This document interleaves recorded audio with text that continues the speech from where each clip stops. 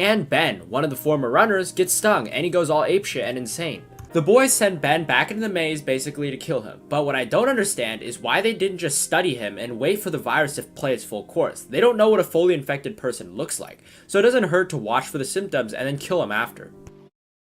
The poisoned runner is taken to the maze's entrance, and this kid Min-ho throws a bag through the opening.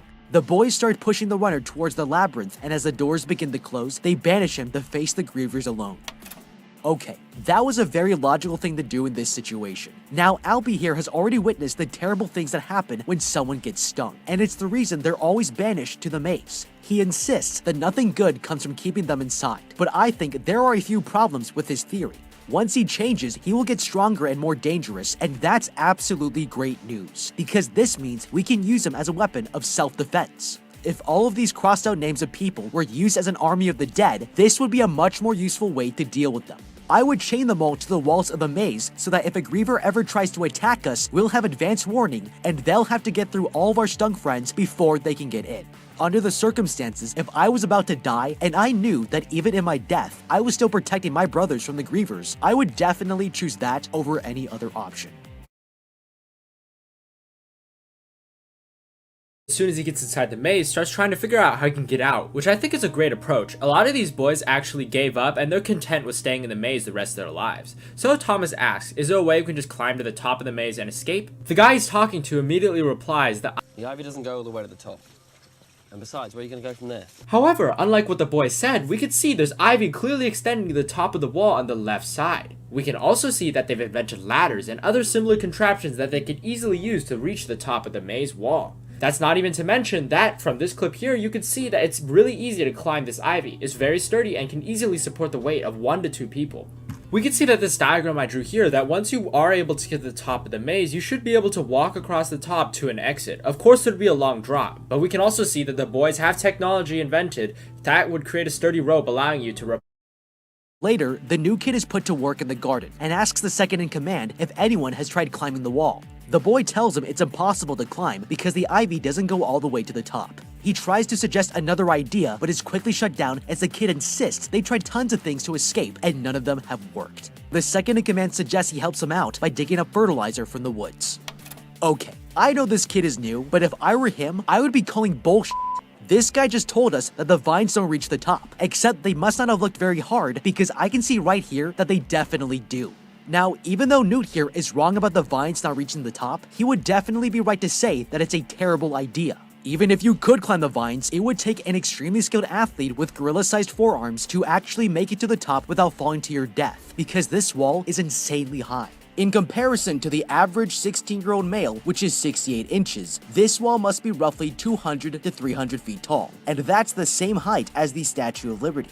Having said that, there are still plenty of other things we should try here, because reaching the top might tell us more about this death trap than they've learned in over 3 years. Now, a ladder might seem like an obvious choice, but this would actually be a terrible idea. It's too narrow, which makes it unstable, and the structure isn't designed to support the length. But there's another option they've seriously overlooked here. Bamboo can be used to build scaffolding structures as high as 60 stories, which is twice the height of this wall. Hong Kong still uses this technique today for both construction and renovation, and it's extremely strong and reliable. The great thing is that they already have bamboo, as we can see right here, and if they don't have enough, they wouldn't have to wait for very long to get more, because bamboo is one of the fastest growing plants on Earth. These things can grow up to 3 feet per day, and they even self-multiply because it reproduces through rhizomes. I would suggest that we destroy this ridiculous town hall they've built themselves and use the corner of these 2 walls for extra structural support. By using the vines to tie the shoots together, they could build themselves something that the Chinese have been doing for hundreds of years and finally reach the top. Now don't get me wrong, because it would still be incredibly difficult and dangerous to build for a bunch of kids who haven't done it before. But if they haven't tried it, then I'll win the argument against this kid and his no-can-do attitude, and he can go and fetch his own fertilizer from now on. Spider and just leaving with it. Instead, I would suggest taking all of the scrap metal. You never know if you could make a new weapon such as a spear with these metal scraps. If we're going to be encountering more grievers, then we'll be needing better weapons. They have bamboo spears which are very strong, but there's a way to make them even more deadly. I would go back to the griever's corpse and take its claws, tie one tightly to the end of my spear, and encourage the others to do the same. With 8 claws to each griever, we could raise an army with a much better chance at killing the other monsters we encounter. So that night, there's basically an all-out attack on the glade, and this is where most people die, because all the spiders get released into the camp and a bunch of kids start running around and shit. So I'm gonna give you some tips on how you could potentially survive this. Tip number 1, stay grouped with a large amount of people. In this movie, a lot of people get picked off from the spiders because the spiders often go for people who are alone. Instead, stay with the largest group possible, because even if you do get grabbed, there's a chance someone could free you. Tip number 2, always head for a place that's rather sheltered, or at least will camouflage you. If you're in the middle of a field, a spider's gonna run you down and fucking kill you. If you're in the middle of a cornfield, chances are the corn will blend you in and they'll go for a more accessible victim. We can obviously see that the spiders are afraid of fire, because when the girl throws a Molotov cocktail at it, the spider starts wailing in pain. So one last ditch effort if you're about to be cornered is to set the entire forest and field on fire. This could drive away the spiders for a day.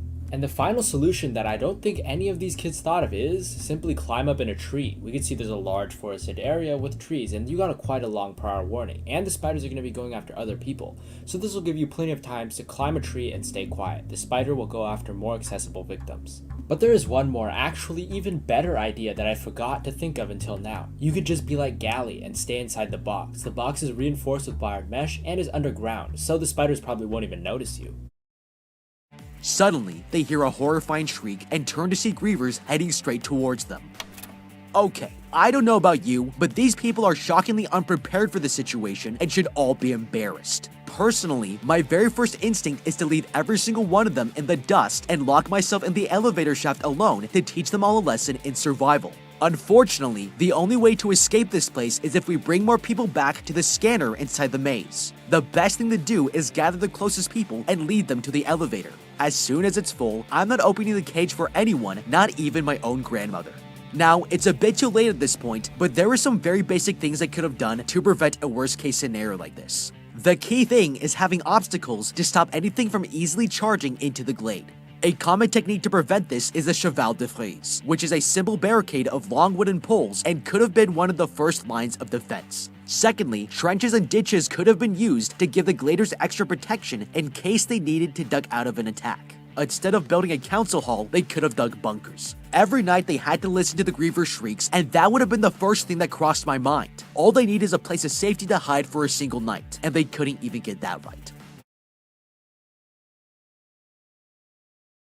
Now here is where we meet the first special ed person in the glade. His name is Gally, and he obviously has some mental issues. He's like a dumb conservative uncle that's so obsessed with keeping his family white, even though his daughter's fucking a black guy. He wants to punish you for breaking the rules even though you saved everyone inside the maze. Well, he's a certified #1 dumbass. I would suggest rallying everyone together and maybe trying to vote him out of the glade. Because the leader is injured right now, you could step up and assume a leadership position. To escape together, and that's exactly why I would put all the blame on Gally, the chief builder. This whole time, he's been making the point that the maze is too dangerous to explore and doesn't want anyone to leave. He's also the chief builder, so he has the most knowledge and experience to build defensive structures for the glade. The fact that this griever attack even happened is a strong case that Gally should not be leading anyone. He had 3 years to plan for their protection and prepare the glade for a possible attack, but he did absolutely nothing to prevent it. I would use this to drive all the survivors against him, and once they realize there's no point in staying in the ruins of their home, they'll leave Gally here in his empire of dirt and join us into the maze to help us all escape.